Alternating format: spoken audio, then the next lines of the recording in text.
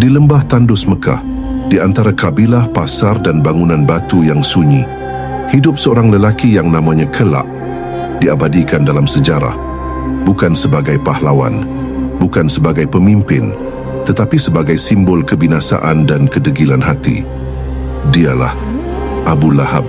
Ia diberi julukan Abu Lahab karena wajahnya yang tampan dan bercahaya kemerahan, namun ketampanan rupanya tidak sejalan dengan gelapnya hati. Abu Lahab, nama aslinya Abdul Al-Uzza bin Abdul Muthalib. Ia adalah paman kandung Rasulullah SAW, putra dari Abdul Muthalib, kakek Nabi Muhammad SAW. Mengapa ia dipanggil Abu Lahab? Sebagian ulama menjelaskan, karena wajahnya yang bersinar kemerahan seperti nyala api. Namun ironinya, kelak, api itulah yang menjerumuskannya ke dalam kehinaan. Ia adalah bangsawan Quraisy, kaya, terpandang dan dihormati. Seseorang yang seharusnya menjadi pelindung bagi keponakannya. Namun sejarah berkata lain. Ketika Nabi Muhammad SAW diangkat menjadi Rasul dan turun ayat peringatan untuk keluarga terdekatnya, Rasulullah SAW naik ke Bukit Safa dan menyeru seluruh Quraisy berkumpul. Wahai hamba Allah, jika aku beritahu bahwa pasukan musuh datang dari balik gunung ini, apakah kalian percaya?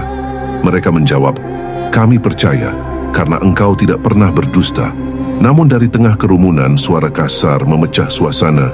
Suara itu adalah Abu Lahab. Ia berteriak, celakalah engkau wahai Muhammad. Apakah hanya untuk ini engkau mengumpulkan kami? Dengan kata-kata kasar itulah dimulailah permusuhan panjang Abu Lahab terhadap Rasulullah.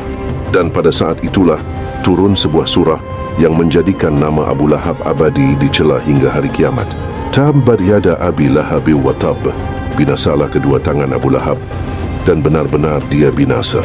Quran Surat Al-Masad ayat 1. Tangan Abu Lahab akan binasa dan ia sendiri akan binasa. Harta dan kedudukannya tidak akan berguna baginya. Ia akan masuk ke dalam api yang bergejolak. Surah ini bukan sekadar celaan. Ini adalah vonis ilahi, dan vonis ini tidak pernah ditarik kembali, tidak pernah ditangguhkan.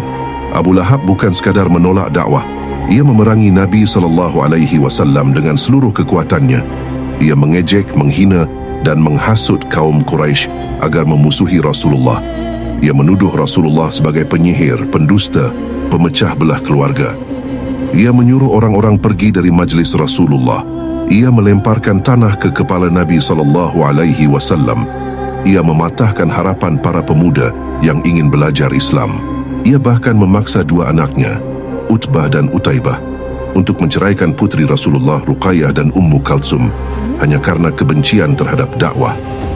Dan di baliknya, ada seorang wanita yang turut menjadi bahan bakar permusuhan. Dialah istri Abu Lahab, Ummi Jamil. Disebut Al-Quran sebagai Hammalat Al-Hatab, pembawa kayu api atau wanita pembawa duri. Ulama menjelaskan, ia membawa kayu untuk menyalakan fitnah, mengumpat, memaki, menyebar kebencian terhadap Rasulullah SAW. Ia berjalan di jalan-jalan Mekah, mengikat duri di tempat yang dilalui Rasulullah. Ia menghasut wanita Quraisy agar menjauhi Islam, kebenciannya, menyatu dengan kebencian suaminya. Maka keduanya diabadikan dalam satu surah, surah tentang kehinaan dua manusia yang keras kepala terhadap kebenaran. Setelah peristiwa Perang Badar, di mana kaum muslimin menang secara mengejutkan, Abu Lahab terkejut, marah dan hancur harga dirinya. Ia tidak ikut berperang. Namun saat mendengar kekalahan Quraisy, ia tersungkur dalam amarah dan penyakit. Riwayat menyebutkan, ia meninggal dengan cara yang menyedihkan, ditinggalkan oleh orang-orang terdekatnya. Bahkan keluarganya enggan mendekat karena baunya yang busuk. Ia mati tanpa kemuliaan, tanpa belas kasihan, tanpa penghormatan. Dan surah Al-Lahab menjadi kenyataan. Malaikat maut mencabut nyawanya dengan sadis. Allah timpakan penyakit menjijikkan kepadanya. Kaumnya takut mendekatinya. Ia mati sendirian, tanpa kehormatan. Mayatnya dibiarkan 3 hari, lalu ditarik dengan kayu dan dilempar ke dalam lubang dari jauh. Inilah akhir orang yang memerangi kebenaran. Mengapa kisahnya diabadikan dalam Al-Quran? Karena Abu Lahab mengajarkan satu pelajaran besar. Kedekatan keluarga tidak menjamin hidayah. Ia adalah paman Nabi. Namun, menjadi musuh Nabi, harta tidak menyelamatkan siapapun. Quran berkata, hartanya tidak berguna baginya. Kedegilan, kesombongan dan permusuhan terhadap kebenaran adalah jalan menuju kebinasaan. Dan yang paling penting, kebenaran tidak pernah kalah, sekalipun seluruh dunia memusuhinya. Setelah Abu Lahab pergi, namun namanya tetap menjadi peringatan, sebagaimana api yang tak pernah padam dalam kisah hidupnya. Dan surah Al-Lahab menjadi saksi bahwa kemuliaan bukan terletak pada nasab, bukan pada harta, bukan pada kedudukan, tetapi pada ketundukan kepada Allah dan hati yang lembut menerima kebenaran.